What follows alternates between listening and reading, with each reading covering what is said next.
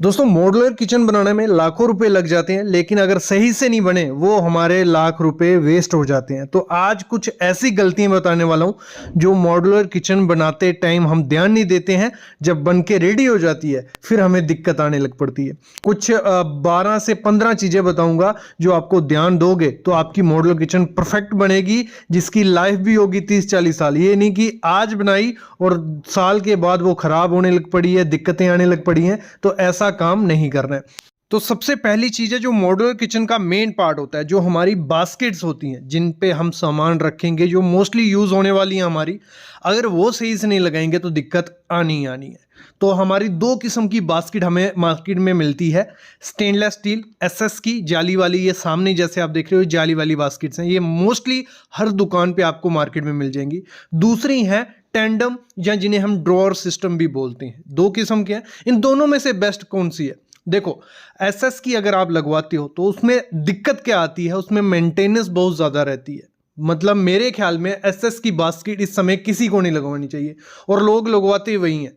एक तो वो हैवी होती है, जैसे वो चैनल पे जाएगी उस पर, और जब आप सामान रखोगे, मटेरियल रखोगे, वो चैनल उतना वेट उठा ही नहीं पाएंगे आपके, वो लूज हो जाती हैं, गिरना स्टार्ट हो जाती है। ये बास्केट थोड़े टाइम बाद ही लूज हो जाती है एसएस की बास्केट, क्योंकि हैवी काफ़ी ज़्यादा होती है। इसमें मेंटेनेंस की बहुत दिक्कत रहती है, मतलब इसमें मेंटेनेंस आती रहती है, क्योंकि जो इसके चैनल्स आपने लगाए, ये फिट कैसी होती है बास्केट्स, दोनों तरफ इसके टेलीस्कोपिक चैनल्स होते हैं। तो उन चैनल पे फिट की होती है, तो वो क्या होता है, उन चैनल्स में डस्ट जाती रहती है, पानी जाता रहता है, मिट्टी जाती रहती है, तो उससे वो थोड़े टाइम बाद खराब हो जाते हैं। तो उससे क्या होता है, आपको फिर से चैनल रिप्लेस करवाने पड़ेंगे। एक चीज़ अच्छी है इनकी, ये बहुत सस्ते रहते हैं, इनकी मतलब सफाई इजी से हो जाती है। बट ये जो रहते हैं ये आपकी किचन को एक तो प्रीमियम लुक नहीं देंगे, ये मॉड्यूलर लुक नहीं देती हैं। पुराने ज़माने की बात होगी कि आप एसएस की बास्केट यूज़ कर रहे हो, भले आप 304, दो ग्रेड मिलते हैं। सबसे घटिया ग्रेड जो है 202 बोला जाता है, और सबसे अच्छा 304 ग्रेड है एसएस में, जिसमें ना आपको क्रोजन लगती है ना जल्दी ख़राब होता है। तो अगर आप एसएस के लगवाना चाहते हो तो 304 ग्रेड लगवाओ। बाकी अगर हम बात करते हैं टेंडम की, तो टेंडम आपके जो ड्रॉअर सिस्टम होते हैं उसमें क्या होता है, हमारा सबसे दिक्कत क्या थी एसएस में, उसके चैनल खराब हो जाते थे। लेकिन इसमें क्या होता है, इनबिल्ट चैनल होते हैं, कवर के अंदर चैनल्स वो होते हैं, वो खराब नहीं होते। ये अच्छी चीज़ है उनकी कि वो जल्दी खराब नहीं होंगे, एक प्रीमियम लुक देते हैं। अगर आप मॉड्यूलर किचन जाते हो कि वो बहुत सुंदर दिखे, अच्छी दिखे, तो जो टेंडम सिस्टम रहता है, ड्रॉअर सिस्टम रहता है, वो बेस्ट है। सॉफ्ट क्लोजिंग, मतलब इसको जब आप बंद करोगे एकदम आराम से वो बंद होगा। ऐसे तो बोला जाता है कि जो एसएस की अगर आप चैनल्स लोगे सॉफ्ट क्लोजिंग भी आते हैं, लेकिन वो सॉफ्ट क्लोजिंग नाम के, सिर्फ नाम लगा है सॉफ्ट क्लोजिंग, थोड़े टाइम बाद उनके स्प्रिंग खराब हो जाते हैं, वो सॉफ्ट क्लोजिंग नहीं होते बंद अच्छे से। तो टेंडम में ये चीज़ है, प्रीमियम में मिलेगा, सॉफ्ट क्लोज इजी बंद हो जाएंगे। थोड़ा दिक्कत रहती है, डस्टी हो जाती है ये, क्योंकि नीचे जाली नहीं होती है, कवर होते हैं पूरे, तो ऊपर से जो डस्ट गिरेगी वो अंदर ही रहेगी, उसको साफ करना पड़ेगा आपको ब्लोअर से या जैसे भी। लेकिन जाली वाले में क्या होता है, आपकी डस्ट नीचे गिर जाती है, नीचे से इजीली साफ हो जाती है। तो ये चीज है। और टेंडम थोड़ा महंगा होता है, मतलब लगा लो उससे डबल रेट होगा, लेकिन अगर प्रीमियम लुक चाहिए तो टेंडम के साथ जा सकते हो। अभी मेरा सुनो, अगर आपको मॉड्यूलर किचन जब बनानी है, गलती नहीं करनी है, तो एसएस और टेंडम दोनों को मिक्सचर करो, मतलब दोनों लगाओ। हाफ आप टेंडम सिस्टम लगाओ, हाफ आप एसएस की लगाओ, तो दोनों में क्या होगा, अच्छे से काम आपका रहेगा। मेरे ख्याल में इसके साथ जाना चाहिए। और हमेशा याद रखना, ब्रांडेड लेना, भले आप एसएस की लो, भले आप टेंडम की लो। मतलब तो हैफले कंपनी अच्छी है, हेडटेक कंपनी अच्छी है, इप्को, गोदरेज, जो टॉप ब्रांडेड कंपनीज के लोगे तो अच्छे से वो रहता है। ये गलती हो जाती है, ये गलती आपको नहीं करनी। अगली गलती इसी में रहती है, फिटिंग हमारी बहुत महंगी रहती है मॉड्यूलर किचन में। अप्रॉक्स 50 से 60 हज़ार रुपए की फिटिंग होगी। फिटिंग क्या होगी, जैसे हमारे चैनल्स हो गए, जैसे हमारे डड्डू कब्जे होते हैं, जो हिंजेस बोली जाती हैं, तो इनमें हमेशा ब्रांडेड के साथ जाना। जो हमने मॉड्यूलर किचन में गलती की है कि हमने क्या किया, देखो वो जो नॉन ब्रांडेड रहते हैं, कुछ भी कंपनी हो, स्पाइडर वाइडर कुछ भी, तो आधे रेट में मिल जाएंगे, मतलब 100 रुपए का मिल जाएगा, और ब्रांडेड कंपनी का होगा 200 रुपए का। तो हम 100 रुपए में चले जाते हैं, और उन्होंने कहा होता है 1 साल रिप्लेसमेंट मिलेगी आपको, तो इस चक्कर में हम ले लेते हैं। आपको कभी भी ये गलती नहीं करनी है। मैं कहूँगा मस्ट हमेशा चीज़ ब्रांडेड लेना मॉड्यूलर किचन के मामले में। जो चैनल्स होते हैं, टेलीस्कोपिक चैनल है, जहां हमारे डड्डू कब्जे हैं, हिंजेस हैं, तो ये अगर आप ब्रांडेड लोगे, इनको अच्छे से रिकवर, मतलब अच्छे से काम भी करते हैं, और अच्छे से वर्क भी करते हैं। तो आपको ब्रांडेड कौन सी कंपनी, कौन कौन सी है ब्रांडेड, हाफले, हेटेक, इप्को, गोदरेज और भी कंपनीज हैं, आप पता कर सकते हो। टॉप कंपनीज लिख के आप देखना तो आपको अच्छी अच्छी कंपनीज इसमें मिल जाएंगी। तो मैं मस्ट कहूंगा फिटिंग आपको नॉन ब्रांडेड कभी नहीं लगवानी है, हम लगवा देते हैं। अभी इन हिंजेस की हालत देखो, ये लटक रहे हैं, ये पूरा काउंटर छूट चुका है और यहाँ ये चैनल जो है टेलीस्कोप पूरा हिल रहा है ना, देखो ये हालत हो जाती है। अभी इसको, इस किचन को बने हुए 1 साल भी नहीं हुआ है तो इसकी ये हालत है। तो 4 साल बाद तो ये पूरा समय पूरा मतलब रिमूव करके रेनोवेट करना पड़ेगा। तो ये दिक्कत आ जाती है नॉन ब्रांडेड चीजों में और ये चीज आपको कभी नहीं करनी है। नेक्स्ट चीज आपको होती है कि हम हैंडल्स लगाएं या प्रोफाइल लगाएं। देखो अभी टाइम चल रहा है प्रोफाइल का, जो जैसे ये प्रोफाइल होती है, इसमें आपको कलर मिल जाएंगे सिल्वर, गोल्डन, प्लेटिनम, जो भी कलर आप चूज करते हो आपको इसमें कलर मिल जाएंगे। इनका ट्रेंड है, अच्छे दिखते हैं प्रोफाइल्स, तो आप इनके साथ जा सकते हो। लेकिन इसमें एक दिक्कत रहेगी, प्रोफाइल्स में डस्ट, आपको इसको क्लीन करने में दिक्कत आ जाएगी। क्लीनिंग इसकी टाइम टू टाइम करना पड़ेगा, नहीं तो इसके अंदर जम जाता है सामान। तो क्लीनिंग का मेंटेनेंस इसमें प्रोफाइल में आ गई। दूसरा हैंडल्स, आप मतलब वो सदा बाहर चलते आ रहे हैं, हैंडल्स का भी टाइम निकल चुका है वैसे, मतलब ट्रेंड में नहीं है हैंडल्स। तो हैंडल्स आप जब यूज करो, ट्रेंडी हैंडल यूज करो, और ऐसे हैंडल्स का भी यूज मत करना जो जैसे ये प्लेन हैंडल्स है ना, नीचे के लिए मैं बोल रहा हूँ, क्योंकि जो भी डस्ट उड़ेगी, धुआं उड़ेगा, इंडियन किचन में काम चलता रहेगा तो ये इन पे बैठ जाता है। तो डेली आप इनकी सफाई करनी पड़ेगी। तो डेली मेंटेनेंस के लिए आपको हैंडल्स ऐसे लेने हैं जिनकी शेप कुछ ऐसी हो कि फ्लैट सरफेस नहीं हो, ऊपर से जो भी डस्ट नीचे नहीं गिरे। तो ये चीज हैंडल के मामले में भी आपको ध्यान देना है। नेक्स्ट आपको कैबिनेट जो फिनिशेस होती हैं, जैसे हम माइका लगवाते हैं तो आपको माइका कौन सा कलर का काफी दिक्कत होती है कि कलर कौन सा चूज करें। देखो इंडियन किचन में धुआं काफी ज्यादा उठने वाला है, डस्ट काफी होने वाली है, तो आपको कलर वही यूज करना है जहां मेंटेनेंस कम हो, और वो कलर होता है वुडन कलर। में कहूंगा आपकी खुद की चॉइस, आप ब्लैक, ब्लू जो भी जा सकते हो, कोई दिक्कत नहीं है। तो वुडन कलर में थोड़ा डस्ट कम दिखती है, लेकिन अगर हम dark colour, black colour use करते हैं, ग्रे कलर यूज करते हैं या कोई भी दूसरा कलर, तो उसमें डस्ट मतलब दाग काफ़ी ज़्यादा दिखते हैं, तो वो दिक्कत रहती है।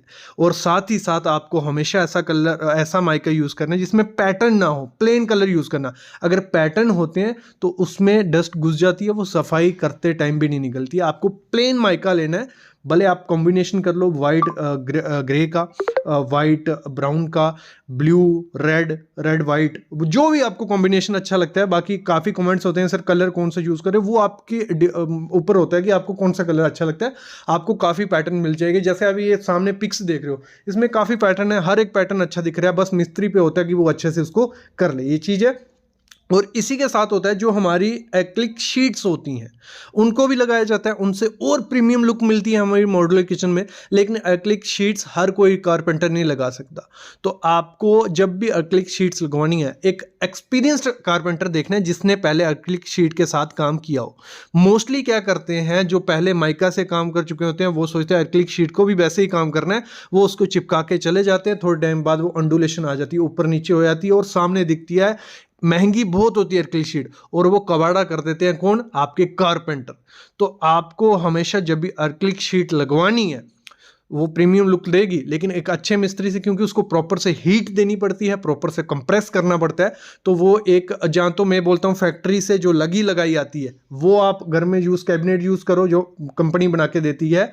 जहाँ जब मिस्त्री कारपेंटर लगाओगे तो उसने एक्रिलिक शीट से काम किया होना चाहिए, उसका पुराना काम देख लेना।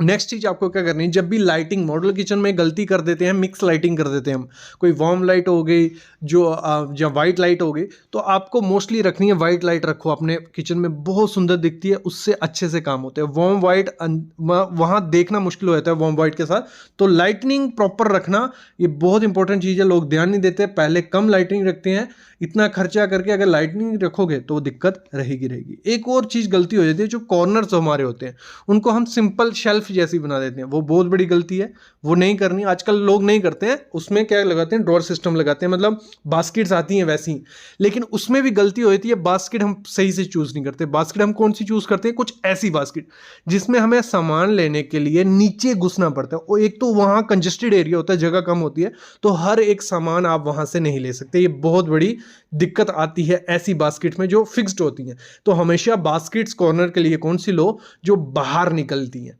मतलब कॉर्नर में वो बास्केट लगेगी, लेकिन उसको खींचोगे तो सामान बाहर आ जाएगा, तो आराम से आप ले सकते हो। वो थोड़ी कॉस्टली होती हैं लेकिन वो बेस्ट होती हैं अगर कॉर्नर पे लगाओगे। अगर वो फिक्स वाली लगानी है उसके तो ड्रॉर ही ठीक है, शेल्फ ही ठीक है वहाँ पे, तो आपको अच्छे से ये चीज़ भी ध्यान देनी है। और बहुत बड़ी गलती कर देते हैं जब लोग हम मॉड्यूलर किचन बनाते हैं, हम डिज़ाइन नहीं देखते। हम क्या करते हैं, हमारे कारपेंटर पे, मिस्त्री पे भरोसा कर देते हैं, वो सही से करेगा, और वही कवाड़ा कर देते हैं। उसको नहीं पता है कि आपको क्या डिमांड है, आपको कौन सी शेल्फ कहाँ चाहिए, आपको दालें कहाँ रखनी है, आपको अनियंस कहाँ रखने हैं, आलू कहाँ रखने हैं। तो वो आपको उसको गाइडेंस थोड़ा बहुत बताना पड़ेगा कि मेरे को यहाँ ये चीज़ चाहिए, यहाँ ये चाहिए। तो प्रॉपर से डिज़ाइन उसको बता दो, प्रॉपर से प्लान कर दो। वो अपने हिसाब से हर जो लोगों के घर पे किचन बना के आया होता है वैसी किचन बना के चला जाता है। तो आपको हर चीज बताना पड़ेगा कि मेरे को बड़ी प्लेट्स के लिए इतनी चाहिए, कोलियों के लिए इतना चाहिए, चम्मच स्पून्स के लिए इतना चाहिए। तो ये चीजें आपको पहले मेंशन उसको करनी पड़ेगी। और साथ ही साथ हम लोग क्या करते हैं, जो कारपेंटर हम चूज करते हैं उसका काम नहीं देखते हैं। वो दिखाते हैं पिक्स, ये काम किया मैंने, ये काम किया। तो मेरे ख्याल में एक बार उसका काम देख लो और एक्सपीरियंस कारपेंटर चूज करो। मेरे साथ ये गलती हो चुकी है कि मैंने एक्सपीरियंस कारपेंटर चूज किया, बूढ़ा था वो, काफी टाइम से काम कर रहा था, लेकिन उसका ये नहीं देखा कि पुराना काम कैसा है। तो हमेशा मॉड्यूलर किचन का पुराना काम मस्ट देख के आना कि उसने पहले काम कैसे किए हैं, उसने मॉड्यूलर किचन कैसी बनाई है, उसने एक्रिलिक शीट्स के साथ काम किया है या माइका के साथ काम किया है, फिटिंग्स कैसी है, कैसे वो काम करता है, वो अगर देखा रहेगा तो आपके घर की मॉड्यूलर किचन अच्छे से बनेगी। नहीं तो दिक्कत आएगी आएगी। ये हमारी चिमनी जब हम लेने जाते हैं, हमें कोई आइडिया नहीं कि कौन सी चिमनी लगानी है, हम कोई भी चिमनी लगा देते हैं, तो वो दिक्कत हमें देती है। क्योंकि दो टाइप की चिमनी मार्केट में आती है, फ्लैट चिमनी, जैसे सामने देख रहे हो, ये है इंक्लाइंड चिमनी। दोनों ऑप्शन आपको मार्केट में मिल जाएंगे। मैं कहूंगा कि आपको फ्लैट चिमनी लगानी चाहिए, लेकिन आप सबके क्वेश्चन होंगे सर फ्लैट चिमनी उतनी देखने में अच्छी नहीं लगती जितनी इंक्लाइन लगती है। इंक्लाइन देखने में बहुत सुंदर लगती है, लेकिन उसकी जो मैंने एक्सपीरियंस के साथ देखा है, उसकी सक्शन पावर कम होती है as compare to flat. Flat वाली क्या होती है, पूरा धुआं जो होता है, हमारा स्मोक जो निकलती है, इंडियन किचन है, परांठे बनेंगे, तड़का लगेगा, पूरा धुआं सोख लेती है फ्लैट चिमनी। लेकिन इंक्लाइन चिमनी को कुछ दिक्कत तो आ रही है। दो तीन किचन से हमें ये आ गया कि सर आपने इंक्लाइन चिमनी लगवाई थी और धुआं सक्शन कम हो रही है। एक चीज और होती है, जो सक्शन की पावर होती है, मतलब धुआं खींचने की शक्ति, वो डिपेंड होती है आपकी किचन कितनी बड़ी है और गैस स्टोव जो हमारा चूल्हा लगा है वो कौन सा है। इस पे मैं आगे बताने वाला हूं कि कैसे आपको चूल्हे के हिसाब से चिमनी लगानी है या आपके किचन के साइज के हिसाब से चिमनी लगानी है, वो आगे मैं बताने वाला हूं। लेकिन हमेशा एक चीज ध्यान रखना, जब भी आप चिमनी लगाओ, भले इंक्लाइन लगाओ जैसे सामने दिख रही है, भले फ्लैट लगाओ, उसकी जो हाइट होनी चाहिए, मतलब चूल्हे से हाइट 600 से 700 mm, मतलब उससे ज्यादा अगर वो होगी तो वो सक्शन अच्छे से नहीं करती है, धुआं अच्छे से नहीं खींचती है। तो ये आपको जो जगह रखनी है वो 2 फुट रखनी है। कितनी? 2 फुट, या उससे कम, ना इससे ज्यादा नहीं। दिक्कत आती थी फ्लैट चिमनी में, सर लगता था, तो इसलिए इंक्लाइन चिमनी आई, लेकिन इंक्लाइन चिमनी हमारा धुआं खींच रही नहीं है। लेकिन अभी हम चेक करते हैं कैसे रखना है। पहले तो आपको जब चूज करनी है, जो आपके बर्नर्स रहते हैं, गैस जलने वाली है उसके हिसाब से करनी है। अगर 2 से 4 बर्नर आपकी गैस सिस्टम में है तो आपको 60 सेंटीमीटर चाहिए। कितनी? 60 सेंटीमीटर, और जिसकी कैपेसिटी हो 1200 MQ पर और ऑटो क्लीन वाली, ये सो जो पहले सामने नंबर देख रहे हो। अगर 3 से 5 बर्नर उसमें है तो आपको चाहिए 90 सेंटीमीटर वाली, जिसकी कैपेसिटी हो 1200 MQ पर और के हिसाब से। ये होती है, मतलब कैपेसिटी बहुत इंपॉर्टेंट चीज होती है। कैपेसिटी आपकी किचन के हिसाब से भी होगी। अगर सही कैपेसिटी की आप चिमनी यूज नहीं करोगे, चूज नहीं करोगे, तो आपके किचन में धुआं ही धुआं रहेगा, बहुत खराब दिखती है। एक तो ओपन किचन रखी होती है लोगों ने, और जब धुआं पड़ता है, क्योंकि इंडियन जो घर का खाना बनता है जिस हिसाब से, उसमें धुआं रहेगा ही। सुबह परांठे बनेंगे, तड़के लगेंगे, तो उसमें धुआं रहता ही रहता है। जो चिमनी का कॉन्सेप्ट था वो फॉरेनर का था मोस्टली, तो वहां पे इतने तड़के वगैरह, परांठे वगैरह नहीं बन रहे। लेकिन जब इंडिया में आई तो हमें कैपेसिटी देखनी पड़ती है, उसकी हाइट देखनी पड़ेगी, कितनी हाइट पे उसको लगाना है, और भी चीजें। अभी मैं बताता हूं आपका किचन के साइज के हिसाब से कितने MQ की आपको चाहिए होगी। देखो, इसको सिंपल में समझो। अगर आपकी किचन है स्मॉल कितनी हो गई? 100 स्क्वायर फीट की। मतलब अगर 10 बाई 8 की है तो कितना हो गया? 80 स्क्वायर फुट। तो तो अगर 100 स्क्वायर फीट की है तो अगर 700 से 1000 MQ पर और की है तो सही है, मतलब आपको मार्केट में मिल जाएगी 1100 MQ पर और से मिल जाती है।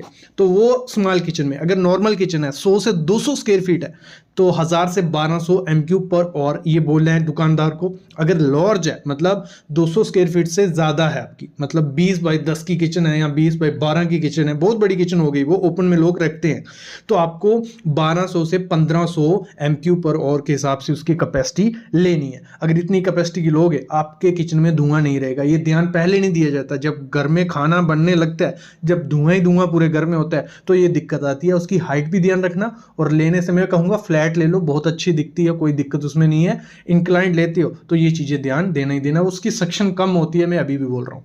अभी क्या होता है, गलती बहुत बड़ी हो जाती है, जो वाटर प्यूरिफायर हम लोग लगाते हैं उसका हम स्विच भी लगा देते हैं, इनलेट का पॉइंट भी रख लेते हैं।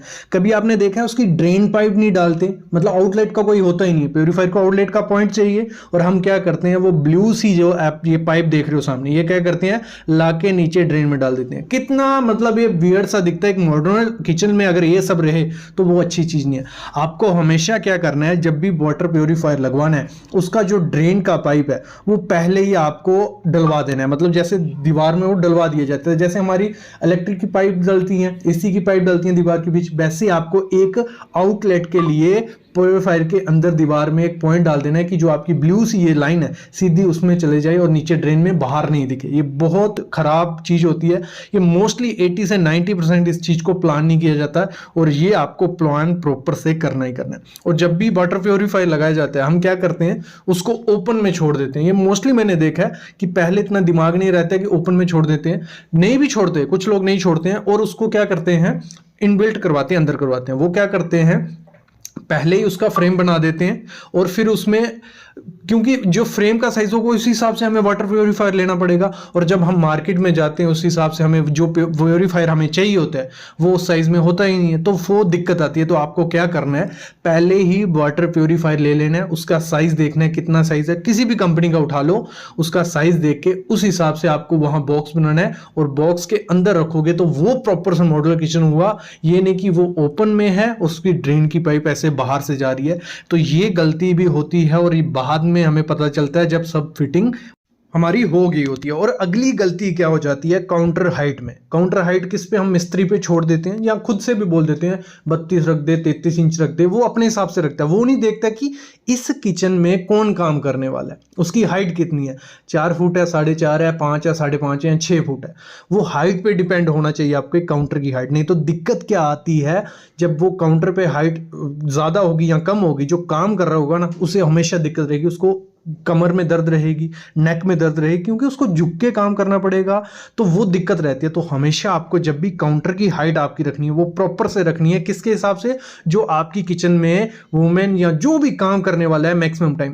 तो देखो हाइट आपको इस तरीके से रखनी है, जब आपका जो भी मेंबर होगा जो घर का काम करेगा वो 4-4.5 फीट से 5.2 फीट का होगा, तो आपको काउंटर की हाइट रखनी है 30 से 33 इंच। अगर 30 से 33 इंच रखोगे उस आदमी के कमर में दर्द भी नहीं होगी, और वो अच्छे से काम कर सकता है। अगर उसकी हाइट होती है 5.2 इंच से 5.8 इंच तक, तो उसकी जो काउंटर की हाइट आपको रखनी है वो रखनी है 33 से 36 इंच।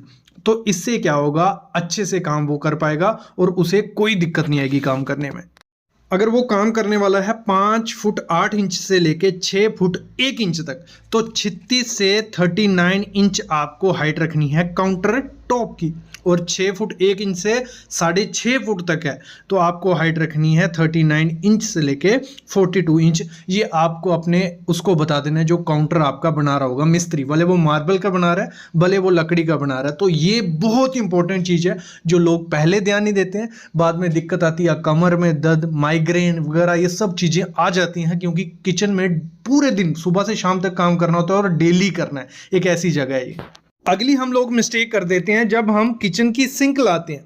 सबसे पहले जो सिंक आपको लानी है वो लानी है साउंडलेस। मतलब साउंडलेस क्या हो गया, उसके नीचे आजकल पैड लगाए जाते हैं सिंक के नीचे, जिसकी हेल्प से क्या होगा, बर्तन गिरेगा इतनी ज़्यादा साउंड नहीं आती। नहीं तो पहले किचन होती थी, बर्तन गिरा इतनी ज़्यादा आवाज़ आती थी, वो लानी है। दूसरी आपको जो लेनी है स्टेनलेस, जैसे सामने आप किचन की सिंक देख रहे हो, उसमें क्या है, दाग लग गए हैं। ये दाग लग जाते हैं अगर आप लोगे हैंडमेड किचन जो सिंक आती है उसमें दाग की चांसेस रहते हैं अगर आप लोकल कंपनी से लोगे। अगर किसी दूसरी कंपनी से लोगे तो जो ब्रांडेड कंपनी है उसमें ऐसे दाग नहीं लगेंगे। ब्रांडेड कंपनी में क्या होता है, प्रॉपर स्टेनलेस स्टील यूज किया जाता है। इसमें जो हैंडमेड बनती है लोकल कंपनी से वो 5 से 6 हज़ार रुपये में मिल जाएगी, लेकिन उसमें दिक्कत रहती है कि हमारे दाग रह जाते हैं क्योंकि उन्होंने बीच में आयरन मिक्स किया होता है। तो आपको हमेशा जो सिंक लेनी है वो प्रॉपर अच्छी कंपनी से लेनी है और हैंडमेड लो लेकिन अच्छी कंपनी की। नेक्स्ट चीज जो आपको देखनी है, सामने आप फॉकेट देख रहे हो, नल देख रहे हो, ये जो नल आपको लगाना है लंबी नोज वाला लगवाना है, लॉन्ग नोज जिसे बोलते हैं। अगर छोटी नोज वाला लगाओगे तो दिक्कत आती है, जो भी बर्तन साफ करेगा उसकी कमर में नेक में पेन रहेगी क्योंकि उसको झुकना पड़ेगा। जितना आगे रहेगा, जैसे ये मतलब कितना पीछे है देखो, जो भी आदमी होगा उसको झुक के बर्तन साफ करने पड़ेंगे। तो हमेशा आपको क्या करना है, लॉन्ग नोज रो और दो पॉसिबल हो 2 फॉकेट रखो। जैसे ये सामने देख रहे हो, एक हाथ से खींच के बर्तन धो सकते हैं, दूसरा लॉन्ग नोज होगा तो पानी गिरता रहेगा, सीधा खड़े रह के भी प्लेट रख के साफ हो सकता। तो ये दिक्कत रहती है, मिस्टेक होती है, हम उस दौरान ध्यान नहीं देते हैं, आपको देना ही देना है। नेक्स्ट आपको क्या करना है, जब आपकी पार्टीशन की जा रही होती है, काउंटर बनाया जा रहा होता है, तो आपको जो ग्रेनाइट यूज करना है वो ग्रेनाइट, नेचुरल ग्रेनाइट यूज करना है। हम लोग क्या कर देते हैं, आर्टिफिशियल ग्रेनाइट यूज कर देते हैं। जैसे ये सामने देख रहे हो, ये आर्टिफिशियल ग्रेनाइट है, मतलब असली ग्रेनाइट नहीं है, ये मार्बल की तरह, उसकी टाइल की तरह है। और थोड़े टाइम बाद क्या होगा, ऐसे स्क्रैच आ जाएंगे। ये सामने स्क्रैच देख रहे हो, ये आर्टिफिशियल जब हम ग्रेनाइट लगा देते हैं ऐसे स्क्रैच दिखते हैं, तब ये बहुत चमक रहा होता है और विद इन मंथ क्या 15 दिन बाद ये ऐसी हालत हो जाती है। तो आपको हमेशा क्या करना है, नेचुरल ग्रेनाइट लगाना है। आपको 150 से 170 रुपए पर स्क्वायर फीट मिल जाएगा। नेचुरल ग्रेनाइट लगाओगे, लुक भी अच्छी रहती है, पूरी उम्र रहता है, ना उसमें स्क्रैच आते हैं, ना टूटने का डर होता है। तो आपको हमेशा वो चीज करनी है।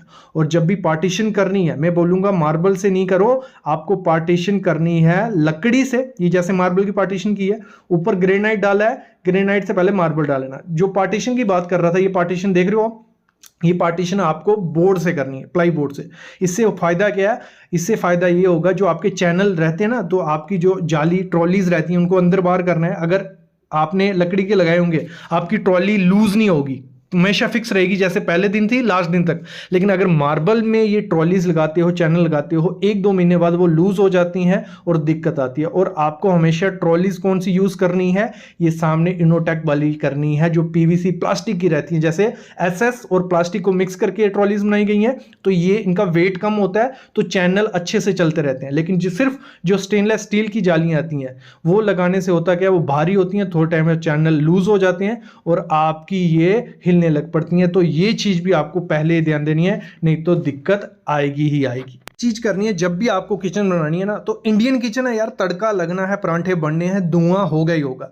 तो कुछ लोग क्या करते हैं कि हमने चिमनी लगा दी, हमें विंडो नहीं लगानी है, वो अच्छी नहीं दिखती है, किचन पूरी बंद से रहनी चाहिए, वो गलती कर देते हैं। आपको वेंटिलेशन मस्ट रखनी है विंडो, भले आप अच्छी से अच्छी चिमनी लगा लोगे, लेकिन जो नेचुरल वेंटिलेशन रहेगी उसी से आपका जो धुआं है वो डिकम्पोज बाहर निकल जाएगा और चिमनी धुआं सक्शन करेगी और वेंटिलेशन रहेगी, आपकी किचन हमेशा फ्रेश सी रहेगी। तो आपको क्या करना है, वेंटिलेशन मस्ट रखनी है, चिमनी लगाओ और वो साइज देख के लगाना है। जैसे मैंने स्टार्टिंग में लगाया, भले आपकी ओपन किचन है या बंद किचन है, तो आपको वो चीज़ करनी ही करनी है। अभी किचन की प्लानिंग करते टाइम एक वो बहुत बड़ी गलती हम लोग कर देते हैं, स्टोरेज का चक्कर। मतलब स्टोरेज नहीं रखनी है, कहाँ दालें रखनी है, कहाँ आटा रहेगा, कहाँ हमारा मटेरियल रहेगा, वो प्लानिंग बिल्कुल नहीं होती। जैसा हमारा मिस्त्री कारपेंटर करके जाता है वही हम उसी भरोसे रहते हैं। तो आपको क्या करना है, जब किचन बना रहे हो, अगर आपके पास जगह अवेलेबल है तो मैं कहूँगा एक 2x2 का या 3x3 का एक छोटा सा स्टोर मस्ट बना लो। जो भी उससे होगा क्या, आप आटा वहाँ रख सकते हो, आलू, ऑनियन, ये सब चीज़ें आप छोटे से स्टोर में रख सकते हो। और सामने की किचन आपकी मॉड्यूलर बनने जा रही है तो वो देखने में अच्छी लगनी चाहिए। तो मॉड्यूलर किचन में ये होता है कि सब चीज़ें हिडन रहे और बाहर हमारी सिर्फ खूबसूरती रहे। तो वो उसी से पॉसिबल होगा कि छोटा सा आपने पीछे स्टोर बनाया, स्टोर नहीं है आपके पास जगह किचन की जितनी है, तो उसमें आपको क्या करना है, प्रॉपर से कैबिनेट बनाने हैं, जहाँ हमारी दालें रहेंगी, जहाँ हमारा रेफ्रिजरेटर रहेगा, जहाँ हमारा माइक्रोवेव रहेगा, ये रहेगा, वो रहेगा। तो प्रॉपर से स्टोरेज आपको कर देनी है। किचन डिज़ाइन करते एक और बहुत बड़ी गलती आप लोग कर देते हो, जो डस्टबिन होता है हमेशा बाहर रहता है। जैसे सामने आप देख रहे हैं मॉड्यूलर किचन है और डस्टबिन बाहर पड़ा हुआ है, ऐसा कुछ नहीं है। आपका जो डस्टबिन होना चाहिए प्रॉपर, आपका मतलब जहां आपके कैबिनेट्स बन रहे हैं उनके पीछे उसको फिट करवाना है, कि आपका जो डस्टबिन वगैरह है वो अंदर रहे, भले वो गीला सामान उसमें डालना है भले ड्राई डालना है, तो दोनों आपके अंदर कैबिनेट के अंदर रहेंगे, तो वो सही से प्लानिंग होती है। और ये चीज़ हम पहले ध्यान नहीं देते हैं जब भी मॉड्यूलर किचन बना रहे होते हैं। नेक्स्ट चीज़ आपको क्या करना है, जब भी मॉड्यूलर किचन बनाने हैं इस ट्राइंगल को फॉलो करना है, वर्क ट्राइंगल। इसमें क्या है, आपकी एक कोने पे सिंक रहेगी, एक कोने पे स्टोव और दूसरे कोने पे रेफ्रिजरेटर। इससे क्या होगा, इन तीनों जगह में आपका 3 से 4 फीट का डिस्टेंस होना चाहिए, कि अगर आप सिंक पे काम कर रहे हो तो आप इजीली स्टोव तक जा सको 2 स्टेप्स में, और 2 स्टेप्स में आप रेफ्रिजरेटर के साथ। अगर ये सिंक और रेफ्रिजरेटर पास पास होगा तो पानी के छींटे वहाँ पड़ेंगे, स्टोव के साथ होगा तो पानी की छींटे वहाँ पड़ेंगे। तो आपको इस ट्रायंगल को फॉलो करना है कि इस हिसाब से आपका होना चाहिए कि एक कोने में आपका रेफ्रिजरेटर हो, सिंक हो, स्टोव हो। तो यही रूल मंत्र होता है जब भी हम किचन को डिज़ाइन करते हैं, तो आपको ये फॉलो करना ही करना है। इससे आपकी किचन परफेक्ट तरीके से बनती है। अगली चीज़ ध्यान रखनी है, जब भी गैस स्टोव हम लेने जाते हैं कोई ध्यान नहीं देते, जो हमें 3 वाला देता है हम 3 वाला ले लेते हैं, हमें 4 वाला देता है वो 4 वाला लेते हैं। आपको गैस स्टोव वैसे ही लेना है जैसी आपकी रिक्वायरमेंट होगी, कि आपको बर्तन का साइज़ देखना है, क्योंकि 4 वाला होगा तो उससे छोटे छोटे बर्तन नहीं चढ़ा सकते हैं। तो आपको देखना है कि आपको 3 बर्तन चढ़ाने हैं, आपके बर्तन का साइज़ कैसे है, वैसे ही गैस स्टोव भी आपको चूज़ करना होता है। ये तो कुछ बातें जब आपको किचन सिंक बनानी है, तो ये 10 बातें थी, ये आपको करनी ही करनी है। ऐसी ही 10 बातें और हैं। अगर आप कमेंट करोगे, 100 कमेंट जिस दिन होंगे उस दिन एक और वीडियो आ जाएगी जिसमें मैं बताऊंगा कि आपको किचन बनाते समय क्या क्या चीज़ें ध्यान देनी है। आई होप आपको समझ आ गया हो, नहीं आया होगा कमेंट करना। बाकी प्लीज़ चैनल को सब्सक्राइब कर लो और बेल आइकन दबा लो, ऐसी वीडियोज़ मिलती रहेंगी।